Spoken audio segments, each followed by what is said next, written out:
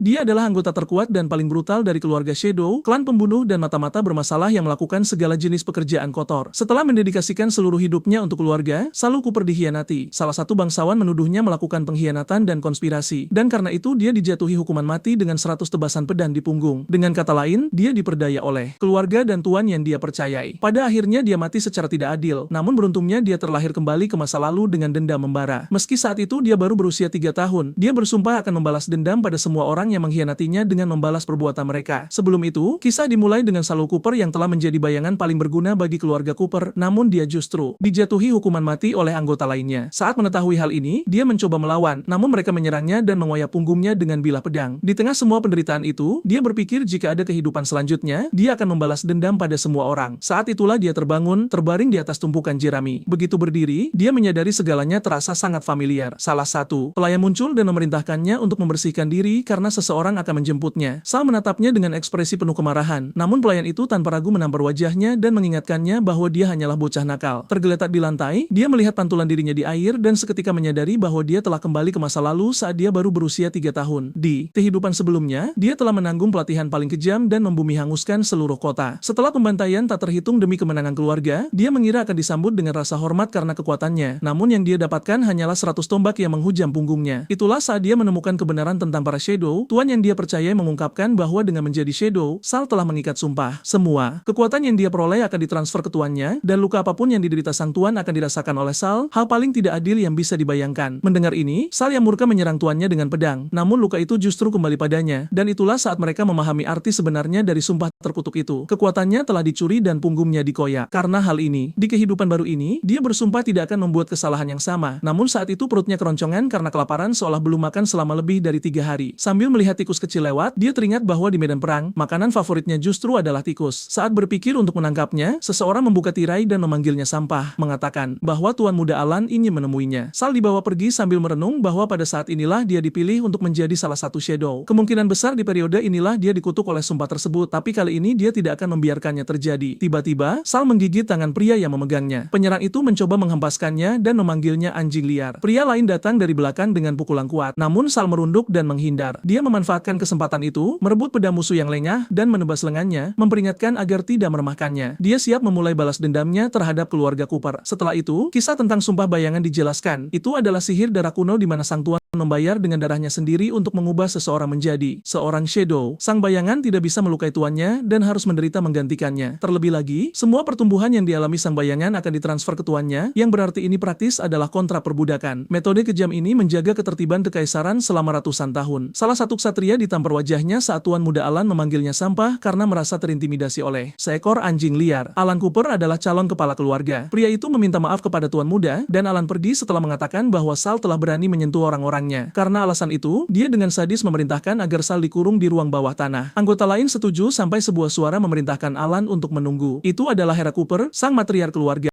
Dia berkata tidak ada yang peduli pada anak itu sejak kecil, jadi wajar jika dia bertindak seperti kanibal. Dia mengingatkan mereka bahwa hal terpenting saat itu adalah upacara sumpah dan memerintahkan Alan agar tidak melupakan apa yang harus dilakukan hari itu. Alan sendiri berpikir dia tidak tahu mengapa anak itu dipilih sebagai bayangannya, tapi dia yakin bahwa Sal akan hancur di masa depan. Sang ibu pergi setelah memerintahkan untuk mengosongkan tempat itu, kecuali untuk sang tuan muda. Kemudian dia memerintahkan mantra kedap suara dipasang untuk menghindari gangguan selama upacara. Secangkir air diedarkan, Alan mengangkatnya dan menyatakan bahwa mulai saat itu, mereka semua akan menjadi anggota pasukan bayangan. Maka mereka mulai mengambil sumpah. Anak-anak lain berteriak bahwa atas nama Shadow, mereka bersumpah untuk mendedikasikan hidup mereka. Tiba-tiba semua orang pingsan tak sadarkan diri di lantai. Dari kejauhan, sang penyihir tertawa dan menyebut mereka semua bodoh karena meminum air beracun yang mereka kira air suci. Dia mulai menggunakan sihir darah. Saat darah menetes, lingkaran sihir terbuka dan dia menyatakan bahwa mereka semua akan menjadi pelayan abadi. Inilah sumpah yang disebutkan sebelumnya. Sementara itu, salah satu bocah merasakan kekuatan memasuki tubuhnya dan berteriak ketakutan memanggil ibunya. Namun pada saat itu kakinya terkunci dan dia jatuh ke tanah. Dia menatap kakinya, mencoba memahami mengapa kakinya tidak bisa digerakkan, dan mulai berteriak serta menangis memanggil ibunya lagi. Sebuah suara di belakangnya mengatakan bahwa dia hanyalah bayi cengeng yang tidak bisa melakukan apapun tanpa ibunya. Orang yang sama melanjutkan, seberapa keras pun kau berteriak, ibumu telah merapalkan mantra sihir di ruangan ini untuk mencegah suara apapun keluar. Di sana berdirilah Sal Cooper dengan pedangnya. Bocah itu bertanya bagaimana Sal bisa tetap terjaga, tapi Sal, dengan aura menyeramkan seperti biasanya, menjawab, bagaimana jika aku membalikan sumpahnya, apa yang akan kau lakukan? Pada saat itu dia menghujamkan pedangnya ke tanah dan ledakan energi meletus. Alan merasakan sakit yang luar biasa di jantungnya dan dengan putus asa bertanya apa yang dilakukan si gila itu. Tentu saja itu bukan hal baik, pikirnya. Saul Cooper teringat kehidupan masa lalunya di mana dia membayar dengan nyawanya sendiri untuk mengklaim apa yang menjadi miliknya. Namun di kehidupan ini, dia bertekad untuk sekadar membalas budi kepada keluarga sialan ini. Dari luar terdengar teriakan, para ksatria berkomentar bahwa mantranya telah pecah. Sang matriark khawatir memanggil putranya. Adegan berpindah ke kastil keluarga di malam hari. Di dalam sebuah ruangan, seseorang berkata bahwa tuan muda baik-baik saja, dan dia hanya pingsan karena besarnya kekuatan yang dia gunakan. Mereka juga berkomentar bahwa mantra suara pecah karena salah satu pelayan terganggu selama proses berlangsung. Wanita sedingin es itu memerintahkan agar tubuh pelayan yang melakukan kesalahan itu diberikan kepada anjing. Meski begitu, pria itu menyebutkan bahwa Alan tampak gelisah dan dia sendiri tidak ingat apapun yang terjadi. Sang ibu kemudian meletakkan tangannya di kepala Alan dan memberitahunya untuk tidak khawatir tentang para Shadow, karena yang kuat selalu memangsa yang lemah dalam permainan ini. Saat itu Alan menepis tangannya, bertindak seperti orang gila, berteriak bahwa dialah satu-satunya kepala keluarga. Cooper dan makhluk-makhluk itu berutang nyawa padanya. Ibunya tertawa setuju dan bertanya hadiah apa yang dia inginkan karena telah melakukan pekerjaan dengan baik. Sedikit yang dia tahu tentang apa yang sebenarnya terjadi. Saul Cooper yang mengawasi semuanya berpikir bahwa hubungan antara dia dan Alan sangat kuat, namun sayangnya bagi Alan, mulai sekarang dialah yang akan menjadi bayangan. Sal teringat bahwa di kehidupan masa lalunya saat bertarung, dia telah menemukan catatan tentang indeks sihir darah. Dengan senang hati dia telah menunjukkannya kepada keluarga, tanpa tahu bahwa dia telah dikorbankan oleh mereka. Namun kali ini, Sal telah membaca isi buku itu dan menggabungkannya dengan pengalaman hidupnya. Dia tahu dia hanya butuh sedikit darah untuk membalikan sumpah dan bertukar posisi dengan Alan. Meskipun dia lemah dan baru berusia 3 tahun, dia bertekad untuk tumbuh lebih kuat dan lebih kuat demi menyelesaikan balas dendamnya. Adegan berpindah ke tebing yang terbakar, tempat pengujian keluarga Cooper yang dibuat untuk memilih Shadow terkuat. Ini mirip dengan legenda Prometheus yang mencuri api untuk umat manusia dan dihukum untuk dimangsa oleh elang hari demi hari. Keluarga Cooper melemparkan anak-anak di bawah usia 10 tahun ke tebing ini, memerintahkan mereka berjalan di antara duri sampai elang mulai mencabik-cabik daging mereka. Bahkan dalam napas terakhir, mereka tidak boleh menyerah sampai Shadow pertama mendaki puncak dan menerima berkah dari elang Griffin. Shadow itu akan mendapatkan tubuh yang tidak akan pernah bisa terluka seberapapun dia diserang. Seseorang berkomentar bahwa mereka hanya punya waktu 3 hari untuk menyelesaikan tes, dan satu-satunya tujuan adalah mencapai puncak gunung hidup-hidup. Pembicaranya adalah Anus Walker, perwira pelatihan Shadow. Dia mengingatkan semua orang bahwa desersi akan dijatuhi hukuman mati setelah 3 hari. Dia kemudian meniup peluit, mengharapkan masa depan cerah bagi para Shadow. Anak-anak mulai berlari sementara Anus memperhatikan seorang bocah aneh. Bocah ini, Saul Cooper, bergerak perlahan, tanpa terburu-buru dan percaya diri. Salah satu tentara di belakangnya berkomentar bahwa ini adalah Saul Cooper, putra haram yang telah memicu kemarahan Tuan Muda Alan sehari sebelumnya. Melihat adegan itu, dia tertawa dan berkata, "Oh, itu bocah itu." Sal mulai mendaki gunung, bukan lewat lereng seperti yang lain, tapi memanjat dinding tebing dengan tangan kosong. Mereka tertawa dan mengejeknya bodoh, berkomentar bahwa dia mungkin akan jatuh sebelum mencapai puncak, namun tak lama kemudian prajurit lain memiliki ide menarik. Inilah saat yang tepat untuk beraksi. Anak-anak mendongak dan bertanya benda apa yang terbang di atas mereka. Seekor elang raksasa datang ke arah mereka. Saul Cooper hampir mencapai puncak saat dia melihat Griffin yang sangat besar. Saat dia memanjat, Griffin itu mengincarnya dengan haus darah. Salah satu bocah menarik busurnya dan menyiapkan anak panah, mengambil kesempatan untuk melenyapkan Sal yang telah membuat Tuan Muda Alan marah. Dia membidik untuk mengenai Griffin, tapi anak panah itu hanya menyerempetnya. Saat Saul Cooper mencapai puncak, dia berhadapan dengan Griffin itu. Dia tahu dari kehidupan masa lalunya bahwa satu-satunya cara untuk mendaki puncak dengan cepat dan memastikan keselamatannya adalah dengan mendapatkan berkah Griffin, dan itu hanya bisa dicapai dengan menjinakkan makhluk tersebut. Dia mengangkat pedangnya di atas kepala Griffin dan meluncurkan serangan kuat yang memenggal binatang cerdik itu. Segera setelah itu dia melompat mundur, berpikir bahwa Griffin secara alami adalah makhluk licik dengan kecerdasan setara manusia. Jika aku tidak benar-benar mendominasinya, dia tidak akan pernah dijinakkan. Dia menyerang lagi,